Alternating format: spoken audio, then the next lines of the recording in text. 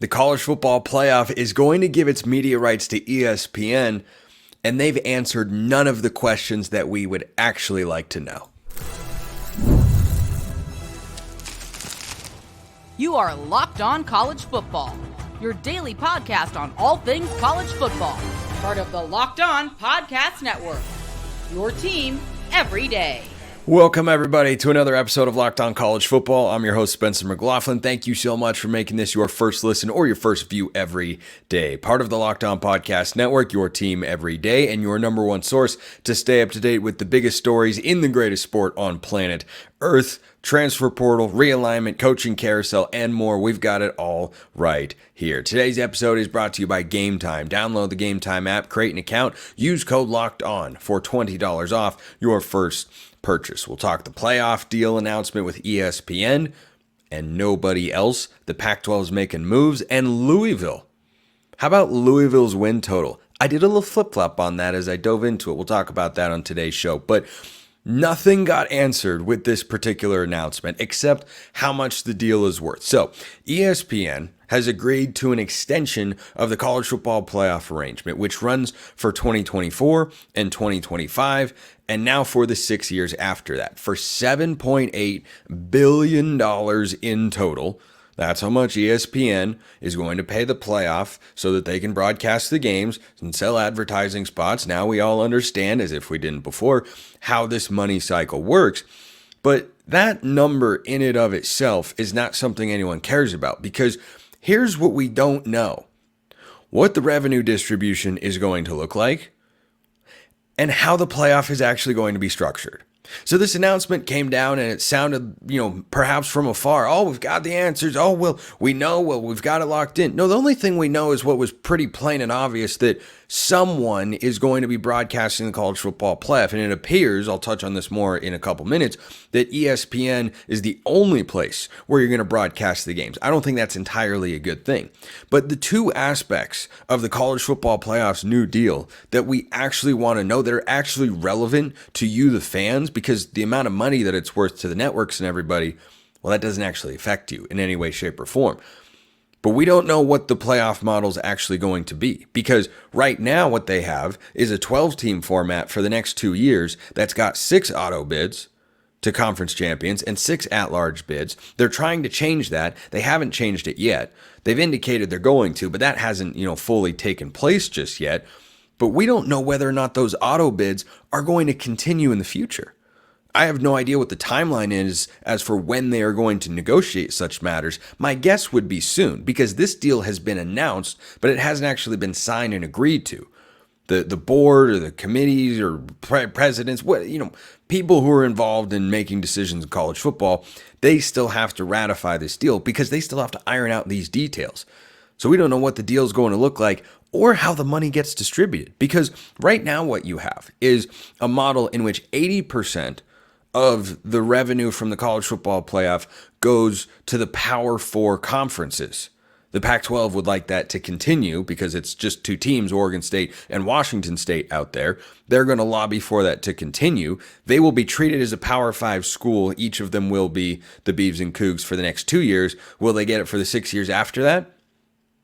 We don't know. That's kind of a big question because it pertains to how much money goes into athletic departments that are suddenly going to be cash-strapped and are also, speaking of media rights, looking for a way to broadcast their home football games in 2024, of which there are several. And right now the answer is, So that's the first thing, or the second thing, I suppose. But those two elements are really the key components, because how you're going to be able to get into the playoff and then where the money actually goes, those are the key factors, because the other 20% goes primarily to the group of 5 schools and then a little bit to the FCS.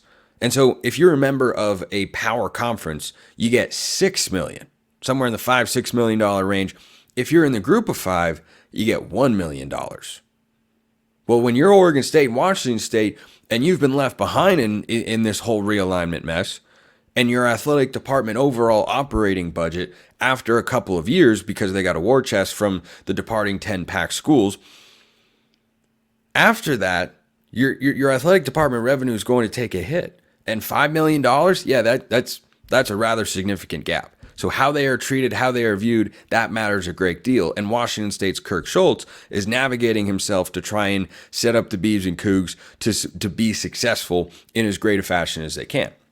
So those things have to be figured out, and those are rather important details. But I want to come back to the auto bids because, look, I'm not a fan of automatic bids.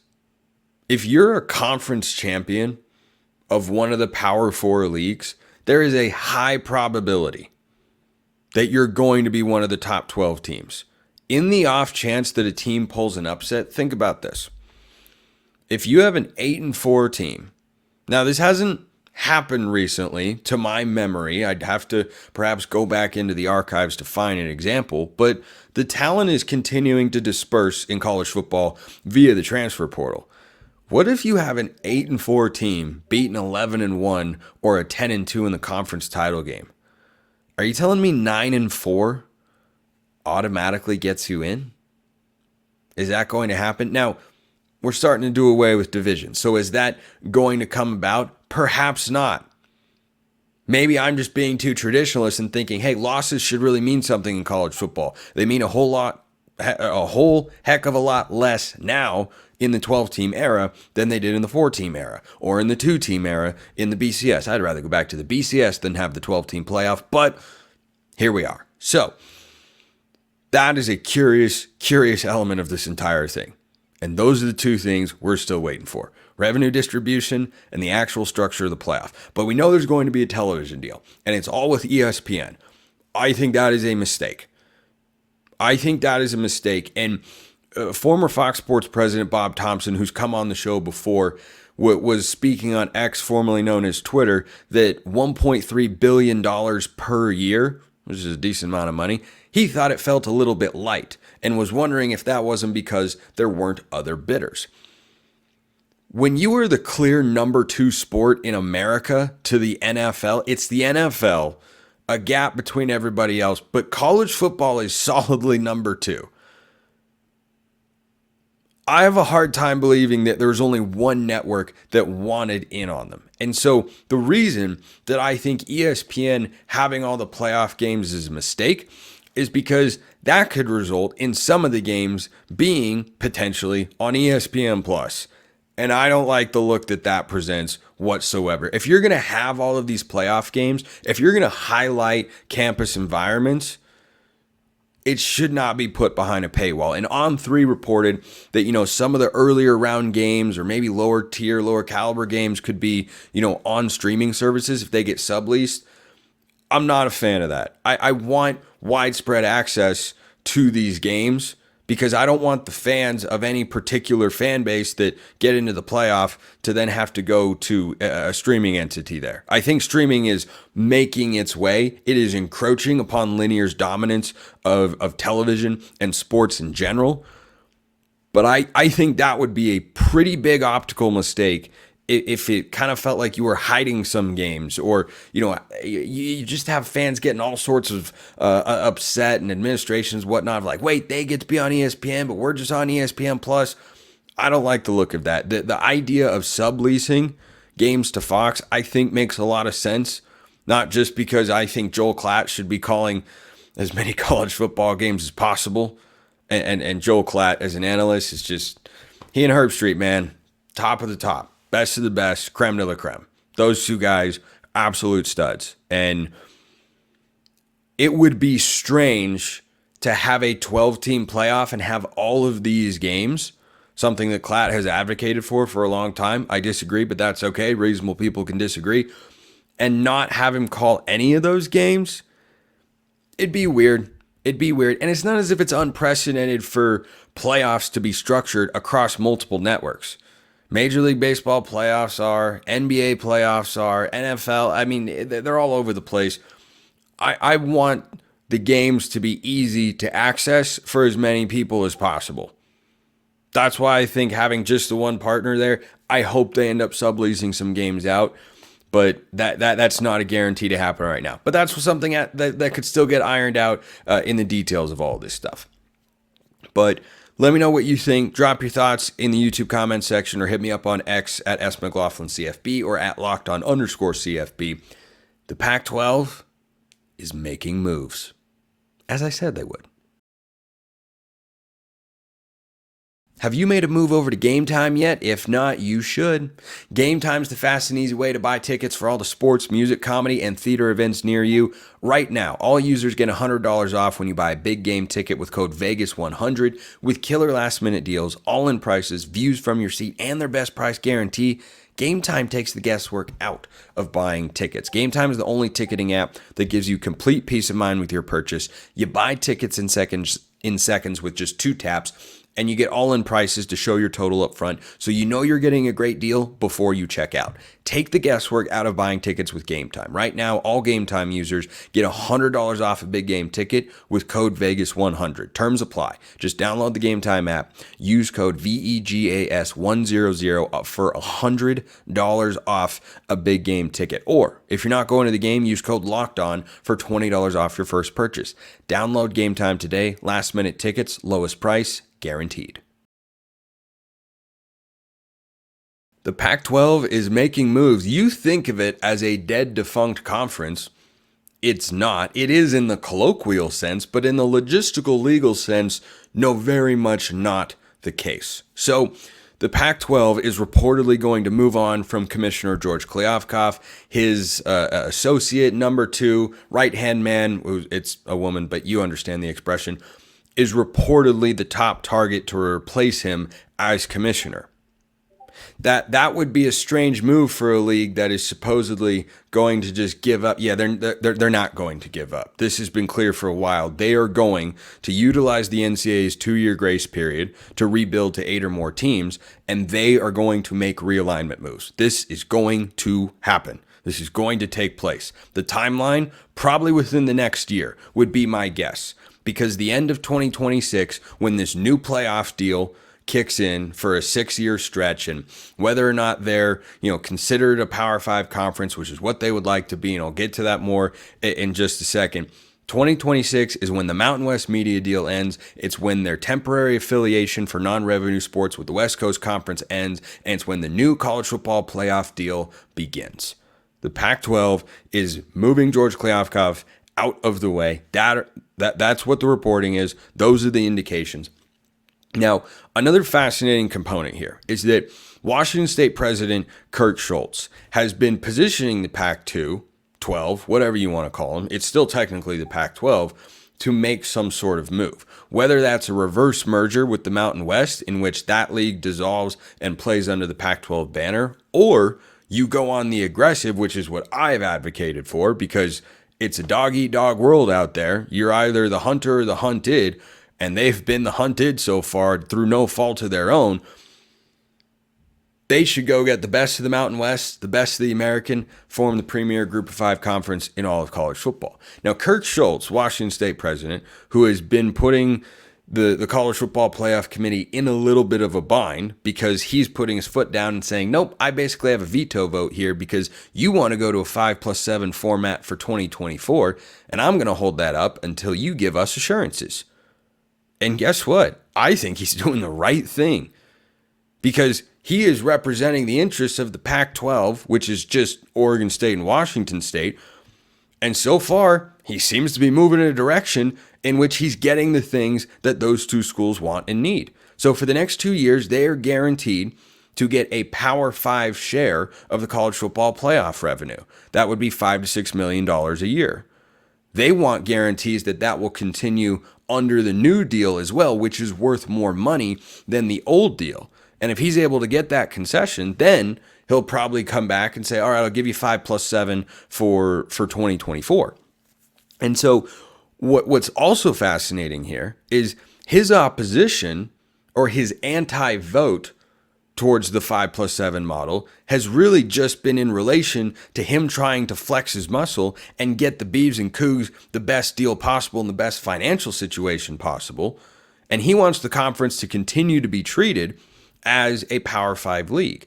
Now, by the conference, I presume he only means Oregon State and Washington State because his argument is we've been at the Power 5 level for this long. Just because musical chairs was being played and we weren't able to find seats doesn't mean we weren't capable of playing at that level, which I agree with, by the way. If the rest of the college football world and the power players of the B see it in the same light, then guess what? He will have played his hand pretty brilliantly. He then spoke positively about the 5+7 model, saying that he believes it is beneficial for them to move to that model one day anyway. That's not necessarily true if you're rebuilding the Pac-12, but it certainly can be, because if you've got 7 at-large spots available instead of 6, I suspect that one of those spots is going to go to the Big Ten or the SEC. They are poised with the depth of teams and coaches and investment that those programs have got. They're poised to dominate this thing. And the ACC and the Big 12 will just be fighting to be multi-bid leagues. But I suspect that every year, more often than not, the ACC and the Big 12 are going to get as many teams into the playoff each as the group of 5, which is 1.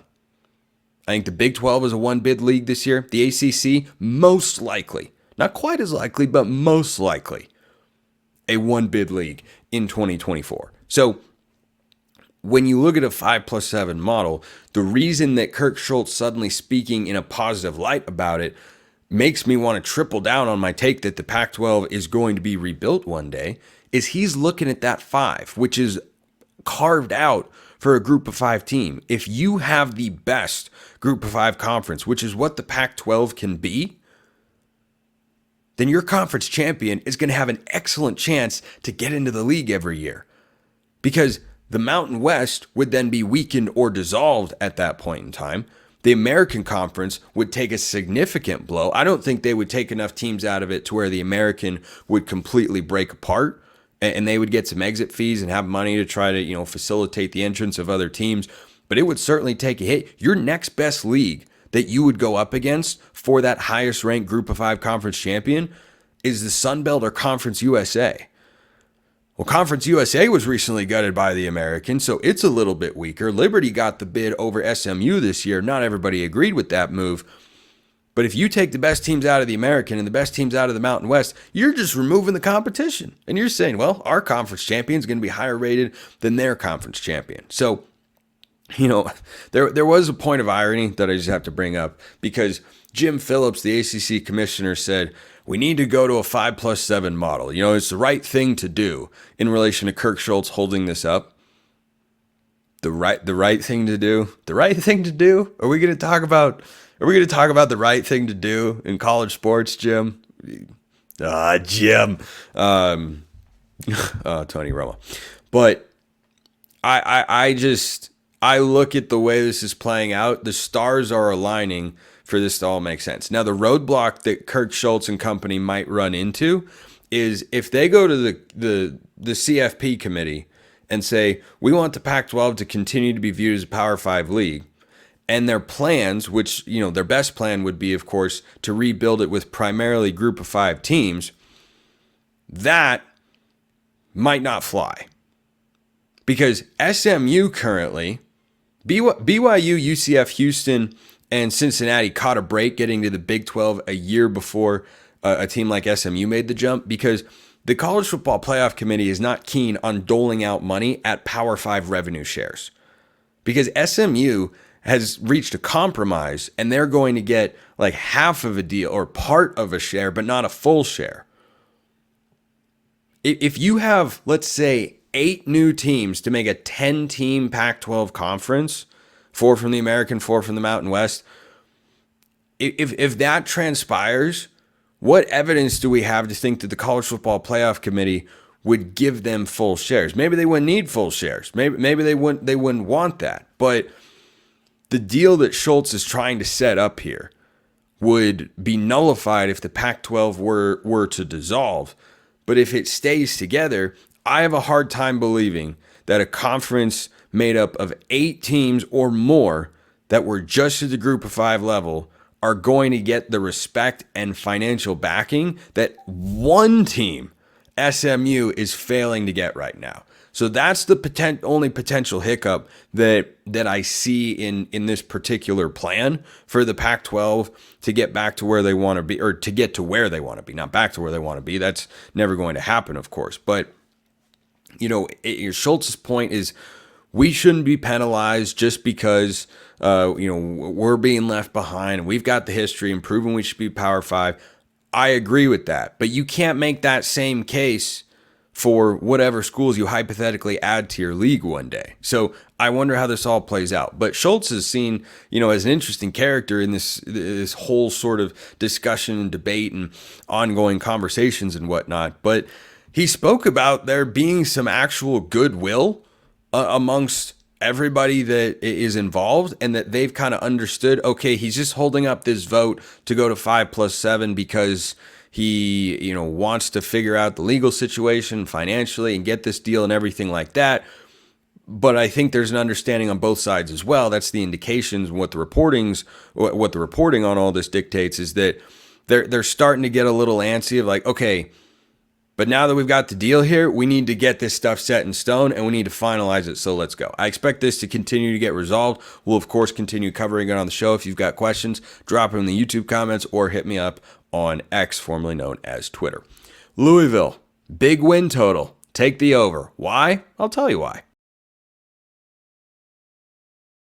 After I tell you why you should go to FanDuel, of course. Get buckets with your first bet on FanDuel, America's #1 sportsbook. Right now, new customers get $150 in bonus bets with any winning $5 bet. That's $150 if your bet wins. That's it. Whether it's moneyline bet that is obvious or not, you can get 115 bonus bets. Bet on all your favorite NBA players and teams with quick bets, live same-game parlays, exclusive props, and more. Just visit FanDuel.com/lockedon and shoot your shot. You can also bet everything you could ever want over in the college football world when you join FanDuel as well.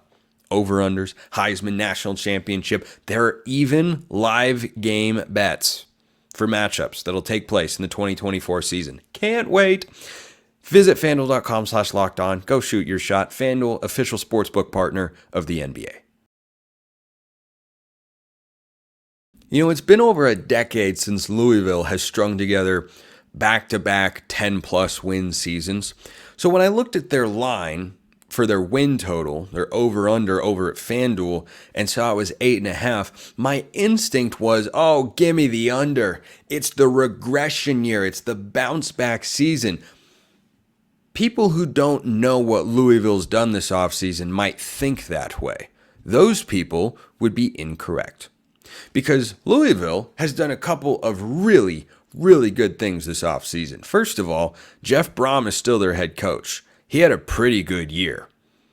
In fact, despite the Holiday Bowl loss to USC and the ACC Championship Game loss to a third-string quarterback in Florida State, that's a great year. That's a great year one. 10-4, the final record for the Cardinals of Louisville, formerly of the Big East, of course, once upon a time. R.I.P., at least in the football sense. 8.5 is their win total on FanDuel. I like the over here. I don't necessarily like the over because I think Louisville is a team that I feel like has a great chance to get to the playoff. But if they kind of snuck and backdoored their way in, it wouldn't shock me. I don't know that they're getting there. I think they're getting over 8.5 wins, though, because Louisville has had, by all accounts, a fantastic offseason. So Brohm, of course, sticks around. Then you think about, well, they lost players from last year. Well, everybody loses players every season, of course. How do you replace those players? I know with the number 6 ranked transfer portal class in all of college football, that would be a pretty good way to do it. Can we agree? That's what Louisville has. Louisville. Okay, I'm done saying Louisville because it's going to sound weird in my head and, frankly, to my ears as well. But that's not something that you typically see. That's a fantastic 26. That's the number of transfers that Jeff Brohm and his staff have brought there to a school in the state of Kentucky. They've come from all over, by the way, to Louisville. Louisville, number 6 portal class in the country, 26 players total, 15 of them from Power 4 schools, including 3 guys from Tennessee. You've got former 4- and 5-star recruits that are mixed in there. And by the way, they've brought in a quarterback who, at the very least, can give them what they had last year. Jack Plummer's stats a season ago, he's fine. Kind of what he was at Cal and Purdue before that. He's fine. They bring in Tyler Shuck from Texas Tech. Did you know that before the Oregon game last year, in which Shuck struggled and had a couple of turnovers, Tyler Shuck was 8-0 as a starting quarterback in which he started and finished the game for the Red Raiders? This guy was a 4-star recruit coming out of high school, one-time Oregon commit, transferred to Texas Tech. He has struggled to stay healthy. This is going to be the challenging element for Louisville. This is definitely something that matters a great deal and has been a consistent problem for Tyler Shuck, and that's staying healthy. But if he is able to do that, do you know how old Tyler Shuck is? I'll give you a hint. Very. He backed up to begin his career for 2 seasons, Justin Herbert. Herbert just completed his 4th season in the NFL. He's been gone for a while. Tyler Shuck backed him up at Oregon, went to Texas Tech, now comes to Louisville. He's a 7th-year senior. So having a veteran quarterback is not going to be a problem. And at the very least, Shuck is capable of giving you what Jack Plummer gave you a season ago. I think he's got a higher ceiling. And Plummer was a veteran guy. But you can get more, certainly in the mobility department, out of Tyler Shuck than you can with Jack Plummer. So I think Jeff Brohm and his staff are going to be able to do some more creative things, particularly in the quarterback run game, that can open up Louisville's offense a little bit more. They had a great defense a season ago. Their offense came and went. They had a nasty defense, though. They had some dudes on that side of the ball. Remember that ACC Championship game? Florida State wasn't moving the ball a whole heck of a lot. Why? Louisville's defense kind of filthy. It was kind of sort of filthy. And guess what? They've got all sorts of talent on that side of the ball. So those are a couple of the reasons why I like them over 8.5 wins. Not necessarily as a playoff team. Because if you're 10-2 and you don't win the ACC, you go 10-3, you're not making the playoffs. Not with an ACC schedule, but not with this schedule. But this is why.